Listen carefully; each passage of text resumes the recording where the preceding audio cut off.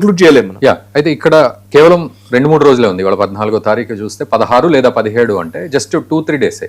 అయితే security wise అంశాలు కనుక తీసుకున్నట్లయితే బంగ్లాదేశ్కి వెళ్ళడం అనేది ప్రధాని మోదీకి సాధ్యపడుతుందా? ఇంత తక్కువ సమయంలో అలా వెళ్ళి రావడం అనేది దాన్ని ఎట్లా అర్థం చేస్తారు? మోదీ గారు అనుకుంటే అసలు ఏమైనా సాధ్యమే. ఆయన పాకిస్తాన్ లోనే దిగారు. నవాజ్ షరీఫ్ ఆ టైంలో ఇంకా చెప్పాలంటే అప్పటికి ఇంకా ఇంత సమర్థవంతమైనటువంటి ఒక సిస్టమ్ లేని టైంలో కూడా ఆయన టక్కుమని పాకిస్తాన్ లో దిగి వెళ్ళి నవాజ్ షరీఫ్ గారి వెళ్ళి ఒక ఫంక్షన్ కి వెళ్ళడము ఏదో ఆయన చేసినటువంటి జెస్చర్ అట్లాంటిది కదా.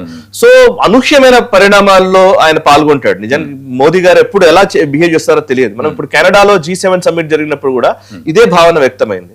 అప్పుడు నిజంగా G7 సమ్మిట్ కి ఆయన వెళ్తారా, కెనడాకి వెళతారా, ఆయన పిలుస్తారా పిలవరా, లేదా పిలిస్తే ఈయన వెళతారా లేదా, ఇట్లాంటి చర్చలు అన్ని జరిగినాయి. జరిగిన టైంలో కూడా సేమ్ సెక్యూరిటీ ఇష్యూయే వచ్చింది.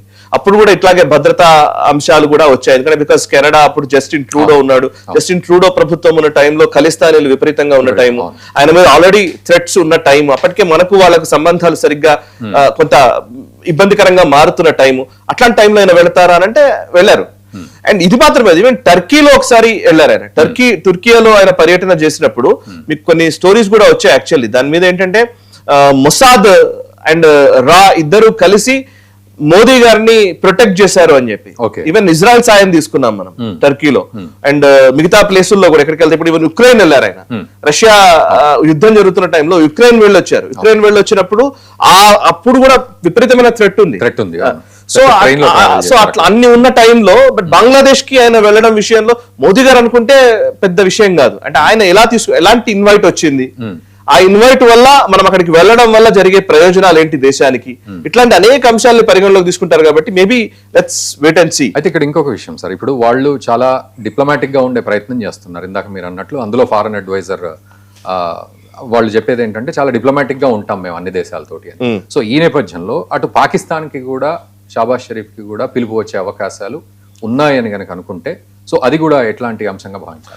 ఇప్పుడు వాళ్ళు పిలిచేది కూడా ఒక మోదీ గారిని ఒకరిని పిలవరు. సార్క్ కంట్రీస్ అందరినీ పిలుస్తారు. సో సార్క్ దేశాలు ఉన్నటువంటి అన్ని దేశాలను, ముఖ్యంగా ఇరుగు పొరుగు దేశాలని అనుకున్నారు, ఈ దేశాలన్నింటికి సంబంధించిన ప్రతినిధి ముఖ్యంగా ప్రధానమంత్రుల్ని వాళ్ళని పిలిచే అవకాశం ఉంటుంది. సో అట్లాంటి క్రమంలో భారత్ కి ముఖ్యంగా మోదీ గారికి ఇచ్చే ప్రాధాన్యత విషయంలో ఎటువంటి అంశం ఉంటుంది. అండ్ ఇప్పుడు ఈవెన్ తారిక్ రహమాన్ కూడా ఓన్లీ వెంటనే ఇప్పుడు 18 నెలల నుంచి భారత వ్యతిరేక ధోరణి బంగ్లాదేశ్ లో నెలకొంది. 18 నెలల నుంచి పూర్తిగా బంగ్లాదేశ్ లో ఎట్లాంటి ఒక వాతావరణం క్రియేట్ చేశారంటే యాంటీ ఇండియా స్టాండ్స్ ని పూర్తిగా నింపేశారు అక్కడ. ఎలక్షన్ ప్రచారంలో కానివ్వండి, అన్ని విధాలుగా. సో అట్లాంటి టైంలో ఇప్పుడు ఆయన ప్రధానిని ఇన్వైట్ చేస్తారు అని అనడము, ఆయనని ఇన్వైట్ చేసిన తర్వాత ఈయన గనక రెడ్ కార్పెట్ వెల్కమ్ పలికి విపరీతంగా ఆయనని గనక ఒక రకంగా చెప్పాలంటే చాలా పెద్దగా ఆయనకు స్వాగత సన్నాహాలు చేస్తే గనక, మోదీ గారికి చేస్తే గనక, అది తారిక్ రహమాన్ కి ఎలా దాన్ని ప్రజలకు కన్వీ చేయగలడు, కమ్యూనికేట్ చేయగలడు అనేది కూడా ఒక అంశం. సో అందుకే ఆయన పెద్దగా అట్టహాసంగా చేయకపోవచ్చు. దానికి అందరు ప్రతినిధుల్ని పిలిచాను, ఈయన కూడా పిలిచాను, సార్క్ దేశాల ప్రతినిధులు ఇట్లా అనొచ్చు. బికాస్ మోదీ గారు ఫస్ట్ టైం ప్రధాని అయిన తర్వాత ఫస్ట్ ఆయన ప్రమాణ స్వీకారానికి సార్క్ దేశాల వాళ్ళని పిలిచారు. సో అన్ని దేశాలకు సంబంధించిన వాళ్ళని పిలిచారు. పాకిస్తాన్ రాలేదనుకుంటారు, subject correction, I don't remember. Imran Khan వచ్చి ఉంటాడు. బట్ పాయింట్ అంటే ఇప్పుడు సార్క్ దేశాల వాళ్ళనే పిలిచారు. సో పిలిచే క్రమంలో మోదీ గారు వెళితే అందరితో పాటు మనం అవుతాము అనుకున్నప్పుడు మోదీ గారు ఆలోచించవచ్చు. లేదు పర్వాలేదు మనం ఒక ఫ్రెండ్లీ జెస్చర్ చూపించినట్టు అవుతుంది అనుకుంటే వెళ్ళవచ్చు. దానికంటే కూడా ఈ టైం కాకుండా బైలేటరల్ టాక్స్ ఒకటి పెట్టుకొని ఆయన ప్రధాని అయిన తర్వాత భారత్ కి ఆయన ఆహ్వానించడము, లేదా తర్వాత కొన్ని రోజులకి ఏదో బయోలెటరల్ టాక్స్ ద్వైపాక్షిక చర్చలను కోసం అని చెప్పేసి ఇద్దరు ఒక దగ్గర కలవడము, ఇట్లాంటివి ఏమైనా కూడా చేసే అవకాశం లేకపోతే ప్రత్యేక ఆయన ఆహ్వానించడం, లేదా మోదీ గారిని ప్రత్యేకంగా ఆయన ఆహ్వానించడము, అది కూడా చేయవచ్చు. సో ఇవన్నీ అంటే ఆప్టిక్స్ మాత్రమే. ప్రమాణ స్వీకారానికి వెళ్ళడము లేదా వాళ్ళు ఆహ్వానించడము ఇవన్నీ ఒక ఆప్టిక్స్ అయితే, బ్యాక్ ఛానల్స్ లో ముఖ్యంగా వెనకాల నుంచి ఏ అంశాల మీద చర్చలు జరుగుతున్నాయి అనేది చాలా కీలకం. అందులో కొన్ని అంశాలు ఉన్నాయి వెనకాల నుంచి జరిగే అంశాలకు సంబంధించి, ముఖ్యంగా చర్చలకు సంబంధించి. నాకైతే ఏమనిపిస్తుంది అంటే ఫరక్కా బ్యారేజ్ అనేది చాలా కీలకం వాళ్ళకి ఇప్పుడు బంగ్లాదేశ్ కి సంబంధించి. ఫరక్కా బ్యారేజ్ అనేది ఏదైతే గంగా నది పైన ఉన్నటువంటి బ్యారేజ్ మనం కట్టాము, బంగ్లాదేశ్ సరిహద్దుల్లో మన బ్యారేజ్ ఉంటుంది అక్కడ. సో వెస్ట్ బెంగాల్లో ఉంటుంది అది. సో ఆ బ్యారేజ్ తోటి మనం వాటర్ ని మనం స్టోర్ చేసే అవకాశం ఉంటుంది. అక్కడ నుంచి మనం డైవర్ట్ చేసి కోల్కతా పోర్ట్ కి మనం వాటర్ ని తరలిస్తాం. కెనాల్స్ కూడా నిర్మించుకున్నాం మనం. సో ఇప్పుడు గంగా నది మన దగ్గర నుంచి ప్రవహించి బంగ్లాదేశ్ లోకి వెళ్ళి బంగ్లాదేశ్ నుంచి బంగాళాఖాతంలో కలుస్తుంది. సో ఇట్లాంటి టైంలో బంగ్లాదేశ్ మన గంగా నది పైన ఆధారపడి ఉంది. గంగా అని మనం అంటాము, బంగ్లాదేశ్కి వెళ్ళిన తర్వాత వాళ్ళు పద్మా నది అంటారు. సో పద్మా నది అని వాళ్ళు అంటారు. సో ఆ పద్మా నది మీదనే వాళ్ళ ఆధారం ఉంది చాలా వరకు. ఒక రకంగా చెప్పాలంటే వెస్టర్న్ బంగ్లాదేశ్ మొత్తం దాని మీద ఆధారపడి ఉంది. సో అట్లాంటి టైంలో ఈ ఫరక్కా బ్యారేజ్ కి సంబంధించినటువంటి ఒప్పందము గడువు ముగిసింది. ఇప్పుడు ఈ 2026లో ఈ సంవత్సరమే మళ్ళీ గడువుని మళ్ళీ పొడిగించడానికి చర్చలు జరగాలి. ఆ గడువు పొడిగించాలన్నా లేకపోతే మళ్ళీ ఒప్పందం తిరిగి రాసుకోవాలన్నా మళ్ళీ ఈ సంవత్సరం మనం చేయాల్సి ఉందన్నమాట. ఎంత నీళ్లు వస్తున్నాయి, నీటి నిలువ ఎంత మనం సముద్రంలోకి వదలవచ్చు, ఎంత బంగ్లాదేశ్ కు వదలవచ్చు, ఎంత మనం వాడుకోవచ్చు అనే అంశానికి సంబంధించి చర్చ నడుస్తోంది. సో ఈ 2026లో ఆ గడువు, ఆ ఒప్పందపు గడువు ముగుస్తుంది కాబట్టి దాన్ని రివైవ్ చేయాలంటే బంగ్లాదేశ్ ప్రధాని దిగిరాక తప్పదు. ఇది చాలా కీలకమైనటువంటి అంశం నీటికి సంబంధించి. సో దీన్ని ఇప్పుడు మనం రివైవ్ చేయాలా వద్దా అనే విషయంలో మనం చర్చిస్తున్నాం. Bangladesh according to the Bangladesh stand మనం నిర్ణయం తీసుకుంటాం.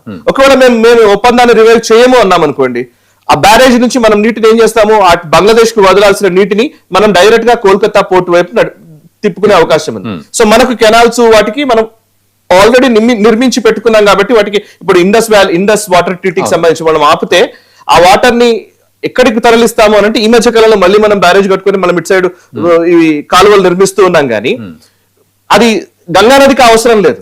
ఇప్పుడు బంగ్లాదేశ్ ఎండగట్టాలంటే అక్కడ ఎండిపోతుంది. నిజంగా చెప్పాలి, మనం గంగా నది వాటర్ కనుక ఆపగలిగితే. సో అట్లాంటి స్థితిలో ఉంది కాబట్టి వాటర్ విషయంలో వాళ్ళు ఖచ్చితంగా టేబుల్ ముందుకు వచ్చి కూర్చొని కొంత రిక్వెస్టింగ్ ధోరణిలోకి రావడానికి ఆస్కారం ఉంది. ఇక మరొక వైపు ఏంటంటే వాళ్ళతో ఎక్స్పోర్ట్స్, ముఖ్యంగా ఈ ఎనర్జీ సెక్టర్ లో వాళ్ళకి కరెంట్ కి సంబంధించి పవర్ సెక్టర్ లో మన పాత్ర చాలా కీలకం. అదాని ప్రాజెక్ట్స్ అక్కడ ఉన్నాయి, వాటితో వాళ్ళ జీవనాధారం ఉందన్నమాట వాటికి.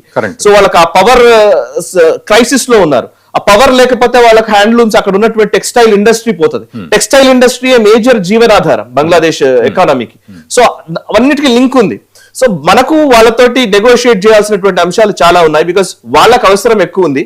సో డెఫినెట్లీ దౌత్యపరంగా తారిక్ రహమాన్ లాంటి వ్యక్తి స్టేబుల్ గవర్నమెంట్ నడిపించాలనుకుంటే, ఒక సుస్థిరమైనటువంటి ప్రభుత్వాన్ని నడిపించాలనుకుంటే, ఒక 5 సంవత్సరాల పాటు కంటిన్యూస్ గా ఉండాలి అనుకుంటే ఖచ్చితంగా భారత్ తో సత్సంబంధాలు నెరపక తప్పదు.